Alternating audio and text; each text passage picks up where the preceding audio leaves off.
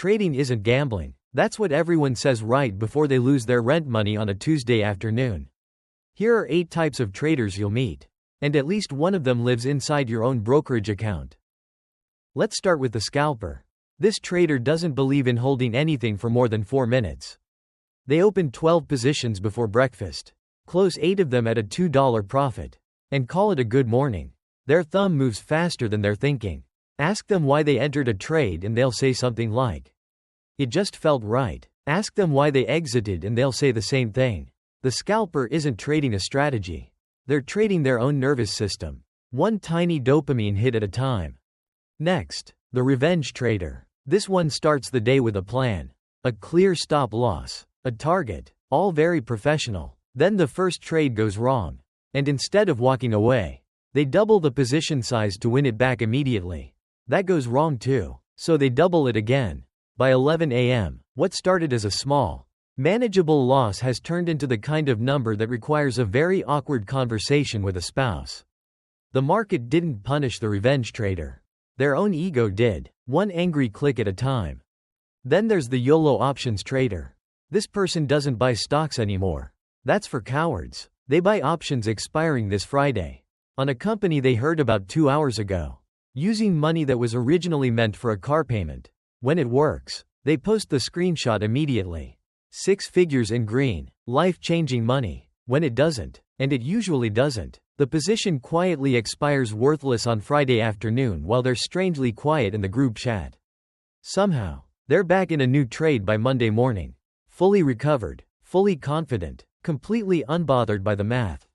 Now, the paper trader. This person has an incredible track record. Absolutely incredible. Up 40% this year. Called 3 market tops perfectly. Never had a single losing month. The catch? None of it is real money. They've been paper trading for 2 years straight.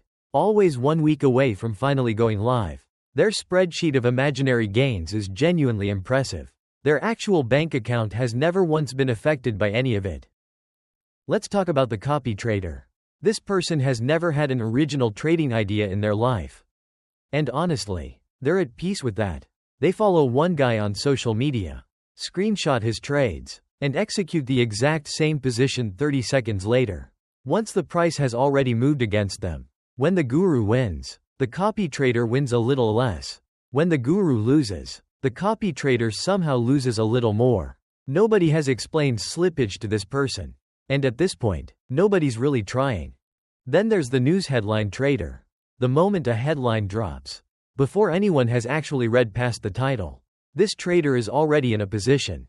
Fed meeting minutes get released, and within 4 seconds they bought, sold, and bought again based purely on vibes and the first 2 words of the headline. Half the time they're not even sure what the news actually said. They just know the market moved, and standing still felt worse than doing something, anything, immediately.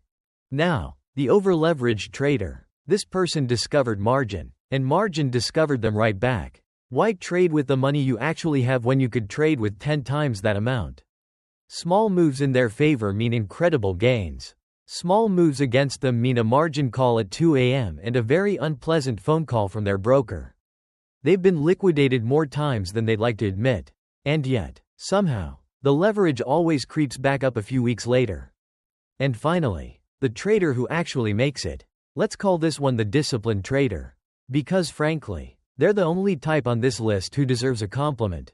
This person has a written trading plan, and they actually follow it. Even when it's boring, even when everyone else in the group chat is up 300% on some meme coin.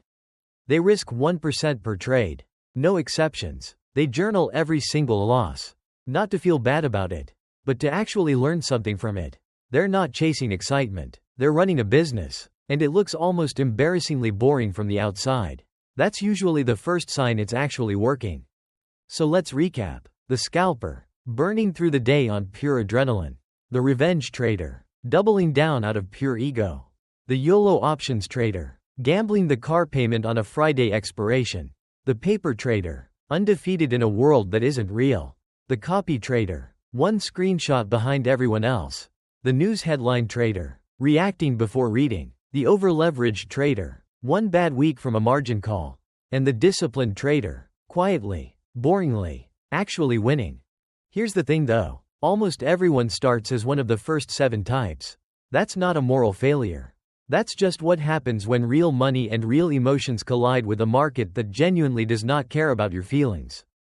The traders who actually last long-term aren't the ones who never make these mistakes. They're the ones who eventually notice the pattern and decide to change it. So think about your own last 10 trades for a second. Not the good ones you like to talk about. The actual last 10, including the embarrassing ones. Were you following a plan you wrote down beforehand? Or were you reacting to a headline, to a red candle, to a feeling in your stomach that said do something right now? Be honest, because the market already knows the answer even if you don't want to admit it to yourself. This isn't really about picking better stocks or timing the market more perfectly. Almost nobody consistently does that. Not even professionals with decades of experience and teams of analysts behind them. The real skill, the one that actually separates the traders who survive from the ones who blow up their account every 18 months, is noticing which type of trader is making the decision in front of you right now. In this exact moment, before you click the button. So next time you feel that itch to revenge trade after a loss, or you see a headline and your thumb is already moving toward the buy button, or you're about to size up a position because this one just feels different, pause for 1 second. Ask yourself honestly which type of trader is currently in control. Sometimes that 1 second of awareness is the entire difference between a career that lasts 20 years and an account balance you'll be quietly avoiding looking at 5 years from now.